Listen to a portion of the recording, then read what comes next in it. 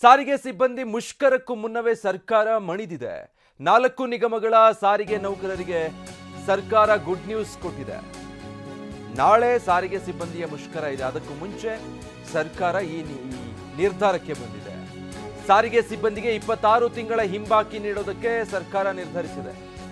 38 ತಿಂಗಳ ಪೈಕಿ 26 ತಿಂಗಳ ಹಿಂಬಾಕಿ ನೀಡೋದಕ್ಕೆ ರಾಜ್ಯ ಸರ್ಕಾರ ನಿರ್ಧರಿಸಿದೆ.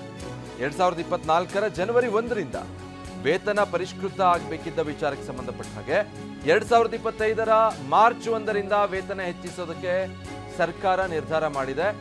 ಇದಕ್ಕೆ 1271.92 ಕೋಟಿ ಬಿಡುಗಡೆ ಮಾಡೋದಕ್ಕೆ ಸರ್ಕಾರ ಗ್ರೀನ್ ಸಿಗ್ನಲ್ ಕೊಟ್ಟಿದೆ. ರಾಜ್ಯ ಸರ್ಕಾರದಿಂದ ಅಧಿಕೃತ ಆದೇಶ ಜಾರಿಯಾಗಿದೆ. ತಿಂಗಳಲ್ಲಿ 26 ತಿಂಗಳು ಕೊಡ್ತೀವಿ.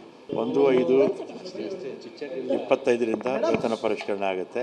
ಎಷ್ಟು ವೇತನ ಪರಿಷ್ಕರಣೆ ಆಗುತ್ತೆ ಅಂತ ಸಂಘಟನೆ ಜೊತೆ ಕೂತು ಮಾತಾಡ್ತೀವಿ. 26 ತಿಂಗಳ ಆರ್ಎಸ್ ಎಷ್ಟು ಕೋಟಿ ಬಿಡುಗಡೆ ಮಾಡಲಿಕ್ಕೆ ಆಗುತ್ತೆ? 1200 ಚಿಲ್ಲರೆ ಕೋಟಿ ಸರ್ಕಾರನೇ ಬಿಡುಗಡೆ ಮಾಡುತ್ತೆ. ಈಗ ಯಾವತ್ತಿಂದ ಸರ್ ಅಂದರೆ ವೇತನ ಹೆಚ್ಚಳ ಆಗುವಂಥದ್ದು ಯಾವತ್ತಿಂದ ಅದು ಕೂತು ಮಾತಾಡಬೇಕು. ಬಾಕಿ ಯಾವಾಗ ಅವರಿಗೆ ಹೋಗುತ್ತೆ? ಬರುತ್ತೆ, ಅದು ಬಡ್ಜೆಟ್ ಬರುತ್ತಲ್ಲ, ಬಡ್ಜೆಟ್ ಪ್ರಾವಿಷನ್ ಮಾಡ್ಕೊಳ್ತಾರೆ. ಮಾರ್ಚ್ 6ಕ್ಕೆ ಬಡ್ಜೆಟ್ ಇದೆಯಲ್ಲ, ಉಳಿದಾಗೆ ವೇತನ ಪರಿಷ್ಕರಣೆ ಎಷ್ಟು ಮಾಡಬೇಕು ಎಷ್ಟು ಅಂತ ಆಮೇಲೆ ಕೂತು ಚರ್ಚೆ ಮಾಡಿ ತೀರ್ಮಾನ ತಗೊಳ್ತೀವಿ. ಅಂದರೆ ಹಿಂದಿನ ಸರ್ಕಾರ 15 ಕೊಟ್ಟಿತ್ತು, ತಮ್ಮ ಸರ್ಕಾರ ಎಷ್ಟು ಕೊಡ್ಬೋದು ಮಾತಾಡೋಣ. ಸೊ ಈ ಮುಂದಿನ ಪರಿಷ್ಕರಣೆ ಯಾವಾಗ ಇನ್ ಫ್ಯೂಚರ್ ಅಲ್ಲಿ ಸರ್? 29 ಆಗುತ್ತೆ, 28ಕ್ಕೆ ಆಗಬೇಕಾಯ್ತು, 29ಕ್ಕೆ ಅವರು ಆ್ಯಕ್ಚುಲಾಗಿ ನಾಳೆ ಬಸ್ಸು ನಿಲ್ಲಿಸ್ತೀವಿ ಅಂತ ಏನು ಹೇಳಿರಲಿಲ್ಲ. ಸರ್ಕಾರದ ಗಮನ ಸೆಳೆಯೋದಕ್ಕೆ ಬೆಂಗಳೂರು ಚಲೋ ಮಾಡ್ತೀವಿ ಅಂತ ಹೇಳಿದ್ರು ಅಷ್ಟೇ. ಅವರು ಮುಷ್ಕರ ಮಾಡ್ತೀವಿ ಅಂತ ಹೇಳಿರಲಿಲ್ಲ. ಯಾವಾಗ ಸಭೆ ಕರೀತೀರಾ ಸರ್? ಮುಂದಿನ ಆಗಲಿ, ಈಗ ಆಯ್ತಲ್ಲ, ಇದು ಬಡ್ಜೆಟ್ ಎಲ್ಲ ಆಗಲಿ, ಅವ್ನು ಕೂತು ಮಾತಾಡೋಣ. ಆದರೆ ರಾಜ್ಯ ಸರ್ಕಾರ 38 ತಿಂಗಳ ಹಿಂಬಾಕಿ ಕೊಡಲೇಬೇಕು. ನಾಳೆ ಸಾರಿಗೆ ಬೆಂಗಳೂರು ಚಲೋ ನಡೆಯುತ್ತೆ ಅಂತ TV9 ಸಾರಿಗೆ ನೌಕರರ ಮುಖಂಡ ಜಗದೀಶ್ ಹೇಳಿಕೆ ಕೊಟ್ಟಿದ್ದಾರೆ. 26 ತಿಂಗಳದ್ದು ಕೊಡ್ತೀವಿ ಅಂದ್ರೆ ಆಗಲ್ಲ, 38 ತಿಂಗಳ ಬಾಕಿ ಏನಿದೆ ಕೊಡಬೇಕು ಅಂತ. ಸರ್ಕಾರದಿಂದ ಇನ್ನೂ ಯಾವುದೇ ಅಧಿಕೃತ ಆದೇಶ ಬಂದಿಲ್ಲ. ಮುಷ್ಕರದ ಬಗ್ಗೆ ನಾಳೆ ಸಂಜೆ ತೀರ್ಮಾನ ಮಾಡ್ತೀವಿ ಅಂದಿದ್ದಾರೆ. ನಮಗೆ ಅಧಿಕೃತವಾದಂಥ ಯಾವುದೇ ಸಂದೇಶಗಳು ಬಂದಿಲ್ಲ. ನಾವು ನಿಮ್ಮ ಚಾನಲ್ಗಳನ್ನೇ ವೀಕ್ಷಣೆ ಮಾಡ್ತಾ ಇದ್ದೋ.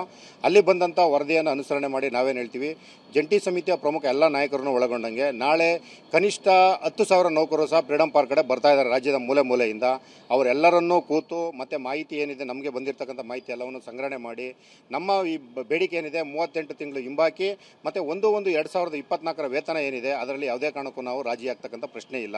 ಯಾಕಂದರೆ ನಾವು ದುಡಿತಕ್ಕಂಥ ವರ್ಗ ಕಷ್ಟದಲ್ಲಿದ್ದೀವಿ. ನಮ್ಮ ದುಡಿಮೆಗೆ ತಕ್ಕಂಥ ಪ್ರತಿಫಲವನ್ನು ಕೇಳ್ತಾ ಇದ್ದೀವಿ. ಆ ವಿಚಾರದಲ್ಲಿ ನಾವು ರಾಜಿ ಆಗಲ್ಲ ಅಂತಕ್ಕಂಥದ್ದನ್ನು ನೇರವಾಗಿ ಹೇಳ್ತಾ ಇದ್ದೀವಿ ಸರ್. ಯಾಕೆಂದರೆ 38 ತಿಂಗಳ ಹಿಂಬಾಕಿಯನ್ನು ಕೊಡಲೇಬೇಕು ಸರ್ಕಾರ. ಮತ್ತು 1/1/24ರ ವೇತನ ಹೆಚ್ಚಳ ಏನಿದೆ ಅದು ಅನಂತ ಸುಬ್ರಾವ್ರವರ ಕನಸಾಗಿತ್ತು. 1/1/24ರ ವೇತನ ಹೆಚ್ಚಳವನ್ನು ಮಾಡಿ ಆನಂತರ ಬೇಕಾದ್ರೆ ಸರ್ಕಾರ ಯಾವುದಾದ್ರು ನಿರ್ಧಾರ ತೆಗೆದುಕೊಳ್ಳಿ ಅಂತಕ್ಕಂಥದ್ದನ್ನು ಹಲವಾರು ಬಾರಿ ನಮ್ಮೆಲ್ಲರ ಜೊತೆಯಲ್ಲಿ ಹಂಚ್ಕೊಂಡಿದ್ದಾರೆ. ಹಾಗಾಗಿ ಸರ್ಕಾರಕ್ಕೆ ಮತ್ತೊಮ್ಮೆ ಮನವಿ ಮಾಡ್ತಾ ಇದ್ದೀನಿ, ದಯಮಾಡಿ 38 ತಿಂಗಳ ಹಿಂಬಾಕಿ ಏನಿದೆ ಅದನ್ನು ಬಿಡುಗಡೆ ಮಾಡಬೇಕು. ಮತ್ತು 1/1/24ರ ವೇತನ ಹೆಚ್ಚಳ ಏನಿದೆ ಅದನ್ನು ಮಾಡಿಕೊಡ್ಲೇಬೇಕು ಅಂತಕ್ಕಂಥದ್ದನ್ನು ಮನವಿ ಮಾಡ್ತೀನಿ. ಮತ್ತು ರಾಜ್ಯದ ಮೂಲೆಯಿಂದ ಬರ್ತಾ ಇರ್ತಕ್ಕಂಥ ಸಮಸ್ತ ಕಾರ್ಮಿಕ ವರ್ಗ ಕೇಳ್ತಾ ಇದ್ದೀನಿ, ನಮ್ಮ ಬೇಡಿಕೆ ಏನಿದೆ 38 ತಿಂಗಳ ಹಿಂಬಾಕಿ 1/1/24ರ ವೇತನ ಹೆಚ್ಚಳ ಏನಿದೆ ಅದರಲ್ಲಿ ಯಾವುದೇ ಕಾರಣಕ್ಕೂ ರಾಜಿ ಆಗ್ತಕ್ಕಂಥ ವಿಷಯ ಇಲ್ಲ. ದಯಮಾಡಿ ಮತ್ತೊಮ್ಮೆ ಮುಖ್ಯಮಂತ್ರಿ ಮತ್ತು ಸಾರಿಗೆ ಮಂತ್ರಿ ಮನವಿ ಮಾಡ್ತಾ ಇದ್ದೀವಿ, ನಮ್ಮ ಬೇಡಿಕೆ ಏನಿದೆ ಈಡೇರಿಸ್ತಕ್ಕಂಥ ಕೆಲಸವನ್ನು ಮಾಡಿ. ನಾವು ದುಡಿತಕ್ಕಂಥ ವರ್ಗ ಸರ್ಕಾರಕ್ಕೆ ಇನ್ನೂ ಹೆಚ್ಚಿನ ಶಕ್ತಿಯನ್ನು ಕೊಟ್ಟರೆ ನಾವು ಇನ್ನೂ ಅತಿ ಹೆಚ್ಚಿನ ಶಕ್ತಿಯನ್ನು ಸರ್ಕಾರಕ್ಕೆ ತೋರಿಸ್ತಕ್ಕಂಥ ಕೆಲಸವನ್ನು ಮಾಡ್ತೀವಿ ದುಡಿಯುವ ಮುಖಾಂತರ ಅಂತಕ್ಕಂಥದ್ದನ್ನು ನಾನು ಮನವಿ ಮಾಡ್ತೀನಿ ಸರ್. ನಮಗೆ ಅಧಿಕೃತವಾದಂಥ ಯಾವುದೇ ಸಂದೇಶಗಳು